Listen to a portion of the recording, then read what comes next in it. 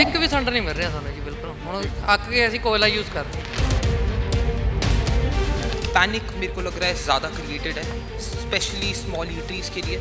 Small ईटरीज़ से हमें काफ़ी ज़्यादा इंक्वायरीज आई हैं रिसेंटली। ਸਾਡਾ ਸਟਾਫ ਭੱਜਣ ਲੱਗਿਆ ਵਾ ਜੀ, ਸਭ ਨੂੰ ਡਰ ਪੈ ਗਿਆ ਲੋਕਡਾਊਨ ਨਾਲ ਲੱਗ ਜਾਵੇ।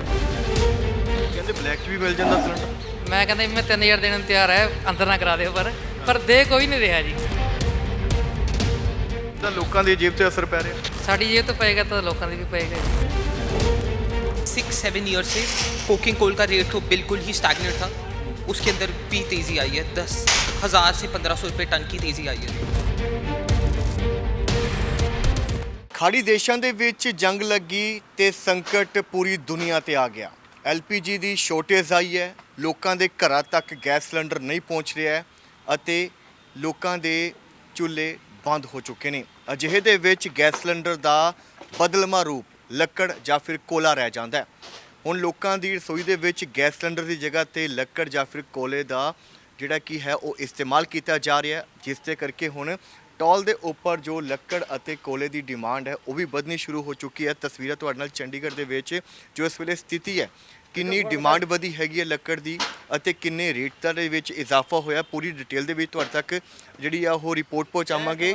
ਸੋ ਆਮ ਜਿਹੜੇ ਕੀ ਹੈਗੇ ਨੇ, ਪਹਿਲਾਂ ਜਿੱਥੇ ਗੈਸ ਸਿਲੰਡਰ ਦਾ ਇਸਤੇਮਾਲ ਹੁੰਦਾ ਸੀ, ਭਾਵੇਂ ਉਹ ਆਮ ਘਰਾਂ ਦੇ ਵਿੱਚ ਹੋਵੇ, ਉਦਯੋਗਿਕ ਖੇਤਰਾਂ ਦੇ ਵਿੱਚ ਹੋਵੇ ਜਾਂ ਫਿਰ ਕਹਿ ਲਈਏ ਕਿ ਰੈਸਟੋਰੈਂਟਾਂ ਦੇ ਵਿੱਚ ਵੀ ਗੈਸ ਸਿਲੰਡਰ ਦਾ ਇਸਤੇਮਾਲ ਕਰਕੇ ਖਾਣਾ ਪਕਾਇਆ ਜਾਂਦਾ ਸੀ, ਪਰ ਉੱਥੇ ਵੀ ਕਮਰਸ਼ੀਅਲ ਗੈਸ ਸਿਲੰਡਰ ਦੀ ਸ਼ੋਰਟੇਜ ਦੇ ਕਰਕੇ ਹੁਣ ਜਿਹੜਾ ਕਿ ਬਹੁਤ ਸਾਰੇ ਰੈਸਟੋਰੈਂਟ ਨੇ ਉਹ ਬੰਦ ਹੋਣ ਦੀ ਕਗਾਰ ਤੇ ਪਹੁੰਚ ਚੁੱਕੇ ਨੇ ਤੇ ਹੁਣ ਜਿਹੜੇ ਰੈਸਟੋਰੈਂਟ ਚੱਲ ਵੀ ਰਹੇ ਨੇ ਉਹ ਇਸ ਕੋਲੇ ਦਾ ਇਸਤੇਮਾਲ ਕਰ ਰਹੇ ਨੇ, ਲੱਕੜ ਦੇ ਮੁੱਢ ਵਰਤੇ ਜਾ ਰਹੇ ਨੇ ਹੈਗੇ ਨੇ।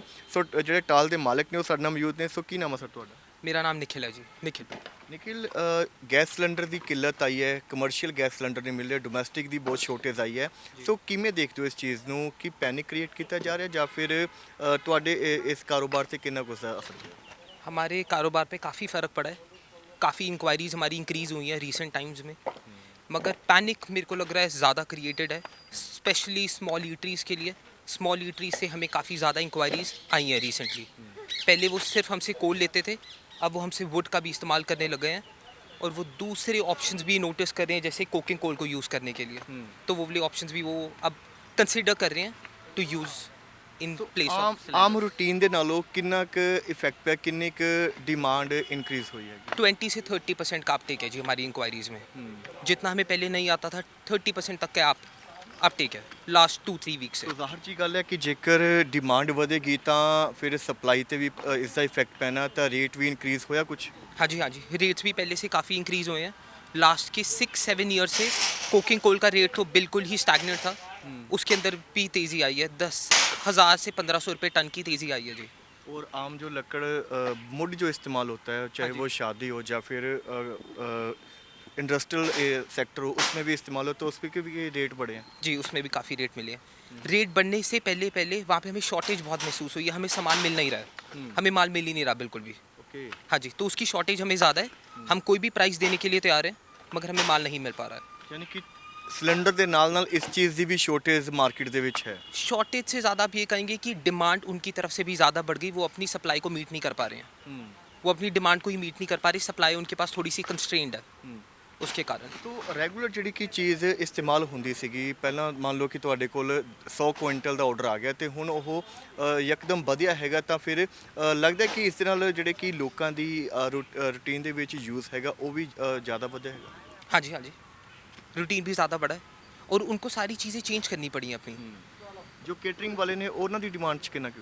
उनकी डिमांड के अंदर भी काफ़ी ज़्यादा फ़र्क है, क्योंकि उनके पास बहुत सारे सिलेंडर्स लगते थे, 18 से 20 सिलेंडर तो आराम से लगते थे। अब वो नहीं वो इस्तेमाल कर पा रहे हैं, तो उनकी कोल की डिमांड बढ़ गई ज़्यादा, तो अब वो ज़्यादा कोल और वुड इस्तेमाल करने लगे हैं, जबकि वो नहीं इस्तेमाल करते थे बिल्कुल भी वुड। ਜਿਵੇਂ ਤੁਸੀਂ ਕਹਿ ਰਹੇ ਹੋ ਕਿ ਪਿੱਛੋਂ ਸਲਾਈ ਜਿਹੜੀ ਸਪਲਾਈ ਹੈ ਉਸ ਤੇ ਇਫੈਕਟ ਪਿਆ, ਫਿਰ ਕਿਵੇਂ ਮੇਨਟੇਨ ਕਰ ਰਹੇ ਹੋ, ਕਿਉਂਕਿ ਡਿਮਾਂਡ ਤਾਂ ਬਹੁਤ ਜ਼ਿਆਦਾ ਮਾਰਕੀਟ ਦੇ ਵਿੱਚ ਹੈਗੀ ਹੈ? हाँ जी, हमारी पुरानी कनेक्शंस हैं, मेरे फादर के काफ़ी पुराना बिजनेस है, तो हम कहीं तरीके से उसको कर पाते हैं कि हमारे वेंडर्स काफ़ी पुराने हैं, तो वो हमें भुगता पाते हैं उस रीज़न से। बट हमें भी महसूस होती है सप्लाई की कंस्ट्रेंट्स काफ़ी ज़्यादा।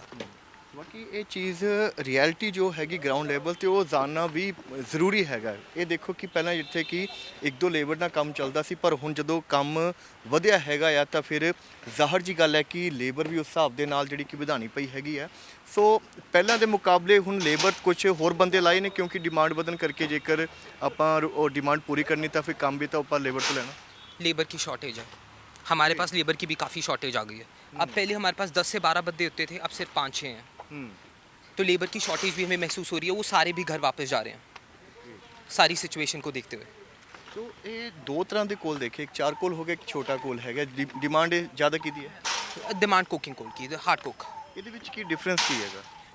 चारकोल आपका वुड से बनता है कार्बनाइजेशन मेथड के थ्रू, ये कुकिंग कोल आपका फर्नेसेस में बनता है। ये बेसिकली एक्चुअल कोल से बनता है, हार्ड कोल कहते हैं जिसे, जो बेसिकली आपकी उससे डिपेंड करता है क्या कहते हैं ऐश कंटेंट से, और बेसिकली भट्टी वगैरह में इस्तेमाल होता है जब आपने लोहा वगैरह पे गलाना होता कंपैरिजन ਉਹਦੇ ਜ਼ਿਆਦਾ ਬੈਟਰ है। नहीं, दोनों के पर्पसेस बहुत डिफरेंट है। Charcoal is basically wood based coal, जिसको आप रिन्यूएबल कह सकते हैं। ये कोल आपका एक्चुअल कोल से बनता है, ये मैनमेड कोल है। ਬਾਕੀ ਜਿਸ ਤਰ੍ਹਾਂ ਦੇ ਨਾਲ ਲਗਾਤਾਰ ਜਿਹੜਾ ਕੀ ਹੈਗਾ ਆ ਪੈਨਿਕ ਕ੍ਰੀਏਟ ਕੀਤਾ ਜਾ ਰਿਹਾ, ਤੇ ਹੁਣ ਇਹ ਵੀ ਅੱਜ ਜਿਹੜਾ ਕੀ ਹੈਗਾ ਸੈਂਟਰ ਦੇ ਵੱਲੋਂ ਕਹਿ ਦਿੱਤਾ ਗਿਆ ਕਿ ਐਲਪੀਜੀ ਨੂੰ ਤੁਸੀਂ ਪੀਐਨਜੀ ਦੇ ਵਿੱਚ ਕਨਵਰਟ ਕਰਾਓ। ਜਿਨ੍ਹਾਂ ਨੇ ਪੀਐਨਜੀ ਦੇ ਵਿੱਚ ਕਨਵਰਟ ਕਰਾ ਰਿਹਾ ਉਹ ਵੈਲ ਐਂਡ ਗੁੱਡ ਹੈ, ਨਹੀਂ ਤਾਂ ਉਹਨਾਂ ਦਾ ਜਿਹੜਾ ਕਿ ਡੋਮੈਸਟਿਕ ਸਿਲੰਡਰ ਦਾ ਕਨੈਕਸ਼ਨ ਹੈ ਉਹ ਕੱਟ ਦਿੱਤਾ ਜਾਵੇਗਾ। ਅਜਿਹੇ ਦੇ ਵਿੱਚ ਇਹ ਵੀ ਕਿਹਾ ਗਿਆ ਕਿ ਜਿਵੇਂ ਅੱਜ ਤੁਸੀਂ ਸਿਲੰਡਰ ਦੀ ਬੁਕਿੰਗ ਕਰਾਈ ਹੈ ਤਾਂ ਫਿਰ 25 ਦਿਨਾਂ ਬਾਅਦ ਤੁਸੀਂ ਦੂਸਰਾ ਸਿਲੰਡਰ ਬੁੱਕ ਕਰਵਾਓਗੇ ਤਾਂ ਅੱਗੇ ਸਪਲਾਈ ਕਿੰਨੇ ਦਿਨ ਬਾਅਦ ਹੋਵੇਗੀ ਇਸ ਦਾ ਕੋਈ ਅਤਾ ਪਤਾ ਨਹੀਂ ਹੈ, ਕਿਉਂਕਿ ਵੱਖ-ਵੱਖ ਥਾਵਾਂ ਦੇ ਉੱਪਰ ਜਿਹੜੇ ਲੋਕਾਂ ਦੇ ਰਿਵਿਊਜ਼ ਆ ਰਹੇ ਨੇ ਉਹ ਅਲੱਗ-ਅਲੱਗ ਹੈਗੇ ਨੇ। ਅਜਿਹੇ ਦੇ ਵਿੱਚ ਜਿਹੜੇ ਲੋਕ ਨੇ ਉਹਨਾਂ ਨੇ ਆਪਣੇ ਘਰ ਦਾ ਜਿਹੜਾ ਕੀ ਹੈਗਾ ਗੁਜ਼ਾਰਾ ਤਾਂ ਚਲਾਉਣਾ ਹੀ ਹੈ, ਰੋਟੀ ਤਾਂ ਖਾਣੀ ਹੈ, ਜਾਂ ਫਿਰ ਆਪਾਂ ਕਹਿ ਲਈਏ ਕਿ ਰੈਸਟੋਰੈਂਟ ਮਾਲਕਾਂ ਨੇ ਆਪਣਾ ਕੰਮ ਤਾਂ ਚਲਾਉਣਾ ਹੈਗਾ। ਤਾਂ ਇਸ ਕਰਕੇ ਹੁਣ ਉਹਨਾਂ ਦੇ ਵੱਲੋਂ ਬਦਲਵੇਂ ਜਿਹੜੇ ਕਿ ਐਲਪੀਜੀ ਦੇ ਬਦਲਵੇਂ ਸਰੋਤ ਹੈਗੇ ਨੇ, ਭਾਵੇਂ ਉਹ ਚਾਰਕੋਲ ਹੋਣ, ਕੋਇਲਾ ਹੋਵੇ ਜਾਂ ਫਿਰ ਲੱਕੜ ਦੇ ਮੁੱਢ ਹੋਣ, ਉਹ ਰੂਟੀਨ ਦੇ ਵਿੱਚ ਇਸਤੇਮਾਲ ਕੀਤੇ ਜਾ ਰਹੇ ਨੇ। ਸੋ ਕਮਰਸ਼ੀਅਲ ਗੈਸ ਸਿਲੰਡਰ ਦੀ ਕਿੱਲਤ ਦਾ ਸਭ ਤੋਂ ਵੱਧ ਜਿਹੜਾ ਕਿ ਸਾਹਮਣਾ ਕਰ ਰਹੇ ਨੇ ਉਹ ਰੈਸਟੋਰੈਂਟ ਮਾਲਕ ਹੈਗੇ, ਜਿਹੜੇ ਕਿ ਹੁਣ ਇਸ ਸਟਾਲ ਦੇ ਉੱਪਰ ਕੋਲਾ ਖਰੀਦਣ ਲਈ ਆਏ। ਗੱਲਬਾਤ ਕਰ ਲੈਂਦੇ। ਸੋ ਕਿੰਨੀ ਕੁ ਦਿੱਕਤ ਆ ਰਹੀ ਹੈ ਸਿਲੰਡਰ ਨਾ ਮਿਲਣ ਕਰਕੇ? ਸਰ ਬਹੁਤ ਜ਼ਿਆਦਾ ਦਿੱਕਤ ਆ ਰਹੀ ਹੈ ਜੀ। ਕਮਰਸ਼ੀਅਲ ਸਿਲੰਡਰ ਸਾਨੂੰ ਅਲਾਉਡ ਹੈ 19 ਕਿਲੋ ਵਾਲੇ, ਅਸੀਂ ਲੈਣ ਜਾਂਦੇ ਪਿੱਛੇ ਤੋਂ ਸਟਾਕ ਨਹੀਂ ਆਇਆ ਜੀ, ਇੱਕ ਵੀ ਸਿਲੰਡਰ ਨਹੀਂ ਮਿਲ ਰਿਹਾ ਸਾਨੂੰ ਜੀ। ਬਿਲਕੁਲ ਹੁਣ ਅੱਕ ਕੇ ਅਸੀਂ ਕੋਇਲਾ ਯੂਜ਼ ਕਰ ਰਹੇ ਹਾਂ। ਸੋ ਕੰਮ ਤਾਂ ਬਹੁਤ ਇਫੈਕਟ ਹੋਇਆ ਹੁਣ। ਕੰਮ ਤੇ ਬਹੁਤ ਜ਼ਿਆਦਾ, ਕੱਚਾ ਮਾਲ ਮਹਿੰਗਾ ਹੋ ਗਿਆ, ਸਾਨੂੰ ਵੀ ਮਹਿੰਗਾਈ ਕਰਨੀ ਪੈਣੀ ਹੈ ਜੀ। ਸਾਡਾ ਸਟਾਫ ਭੱਜਣ ਲੱਗਿਆ ਵਾ ਜੀ, ਸਭ ਨੂੰ ਡਰ ਪੈ ਗਿਆ ਵੀ ਲੋਕਡਾਊਨ ਨਾਲ ਲੱਗ ਜਾਵੇ। ਸੋ ਜ਼ਾਹਰ ਜੀ ਗੱਲ ਹੈ ਕਿ ਇਦਾਂ ਦੀ ਦਿੱਕਤ ਦੇ ਵਿੱਚ ਹੁਣ ਤੁਹਾਨੂੰ ਹੋਰ ਜਿਹੜੇ ਕਿ ਸਾਧਨ ਹੈਗੇ ਨੇ ਉਹ ਕੋਲੇ ਜਾਂ ਮੈਂ ਇਸਤੇਮਾਲ ਕਰਨਾ ਪੈ ਰਿਹਾ, ਤਾਂ ਫਿਰ ਰੇਟ ਜਿਹੜਾ ਖਾਣ ਪੀਣ ਦਾ ਉਹ ਵੀ ਵਧਾ ਰਹੇ ਹੋ? ਰੇਟ ਤਾਂ ਜ਼ਰੂਰ ਵਧੇਗਾ ਜੀ, 10 ਜਾਂ 15% ਵਧੇਗਾ ਨਾ। ਸੋ ਸਿੱਧਾ ਸਿੱਧਾ ਲੋਕਾਂ ਦੀ ਜੇਬ ਤੇ ਅਸਰ ਪੈ ਰਿਹਾ। ਸਾਡੀ ਜੇਬ ਤੋਂ ਪਏਗਾ ਤਾਂ ਲੋਕਾਂ ਦੀ ਵੀ ਪਏਗਾ ਜੀ। ਤੇ ਤੁਹਾਡੇ ਡੇਲੀ ਯਾਨੀ ਕਿ ਕਿੰਨਾ ਕੁ ਕੋਲੇ ਦੀ ਖਪਤ ਹੋ ਜਾਂਦੀ ਹੈ ਜੇ ਦੇਖਿਆ ਜਾਵੇ? ਸਰ ਹੁਣ ਤਾਂ ਫਿਰ 30 ਜਾਂ 50 ਕਿਲੋ ਤਾਂ ਪੱਕਾ ਲੱਗੇਗਾ ਹੀ ਲੱਗੇਗਾ। ਜਿੱਥੇ ਸੈਂਟਰ ਕੰਮ ਕਰਦਾ ਸੀਗਾ ਇਹਨੇ ਹੌਲੀ ਕੰਮ ਕਰਨਾ ਜੀ, ਫਰਕ ਪੈਂਦਾ ਇਸ ਚੀਜ਼ ਦਾ ਜੀ। ਕਹਿੰਦੇ ਬਲੈਕ 'ਚ ਵੀ ਮਿਲ ਜਾਂਦਾ ਸਿਲੰਡਰ।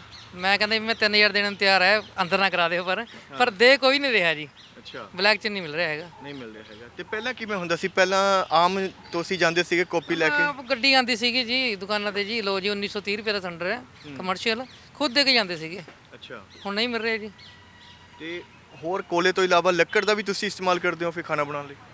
ਲੱਕੜ ਦਾ ਤਾਂ ਨਹੀਂ ਕਰਦੇ ਜੀ, ਅਸੀਂ ਡੀਜ਼ਲ ਭੱਠੀ ਦਾ ਯੂਜ਼ ਕਰਦੇ ਹਾਂ। ਅੱਛਾ। ਹੁਣ ਮੈਂ ਇੰਡਸਟਰੀ ਏਰੀਆ ਗਿਆ ਸੀਗਾ, ਅੱਜ ਤੋਂ ਮੈਂ 15 ਦਿਨ ਪਹਿਲਾਂ ਉਹੀ ਡੀਜ਼ਲ ਭੱਠੀ 16000 ਦੀ ਲਿਆ ਤਾ, ਅੱਜ ਪਤਾ ਕਰਿਆ ਵੀ 3 ਦਿਨ ਬਾਅਦ ਲੈ ਜੋ 21,500 ਦੀ ਹੈ। ਅੱਛਾ, ਉਹ ਵੀ ਰੇਟ ਵੱਧ ਗਏ ਹੈਗੇ ਨੇ, ਤੇ ਇਹਨਾਂ ਕੋਲੇ ਦੇ ਵੀ ਰੇਟ ਵਧਾਏ ਹੋਏ ਹੈਗੇ। ਕੋਲੇ ਦਾ ਰੇਟ ਵਧਿਆ ਬਈ, ਹੁਣ ਇਹ ਵੀ ਕੀ ਕਰੇ ਜੀ, ਡਿਮਾਂਡ ਜ਼ਿਆਦਾ ਵੱਧ ਗਈ। ਸੋ ਇਹ ਦੇਖੋ ਕਿ ਬੇਸ਼ੱਕ ਜਿਹੜੀ ਇਹ ਦਿੱਕਤ ਹੈਗੀ ਆ ਉਹ ਕਹਿ ਸਕਦੇ ਹਾਂ ਕਿ ਪੈਨਿਕ ਕ੍ਰੀਏਟ ਜਿਹੜਾ ਕਿ ਕੀਤਾ ਜਾ ਰਿਹਾ ਉਸ ਦੀ ਵਜ੍ਹਾ ਕਰਕੇ ਵੱਡੀ ਦੱਸੀ ਜਾ ਰਹੀ ਹੈ, ਪਰ ਐਕਚੁਅਲ ਦੇ ਵਿੱਚ ਸਥਿਤੀ ਬਹੁਤ ਜਿਹੜੀ ਕਿ ਡਾਮਾਡੋਲ ਹੋਈ ਪਈ ਹੈਗੀ ਹੈ, ਜਿਹਦੇ ਵਿੱਚ ਲੋੜ ਹੈ ਬਦਲਵੇਂ ਢੁਕਵੇਂ ਇੰਤਜ਼ਾਮ ਕਰਨ ਦੀ ਤੇ ਕਾਲਾਬਾਜ਼ਾਰੀ ਰੋਕਣ ਦੀ, ਤੇ ਇਸ ਸਿਚੁਏਸ਼ਨ ਦੇ ਵਿੱਚ ਆਮ ਪਬਲਿਕ ਨੂੰ ਰਾਹਤ ਕਿਵੇਂ ਮਿਲੇ ਇਸ ਸੰਬੰਧੀ ਕਦਮ ਚੁੱਕੇ ਜਾਣ ਦੀ।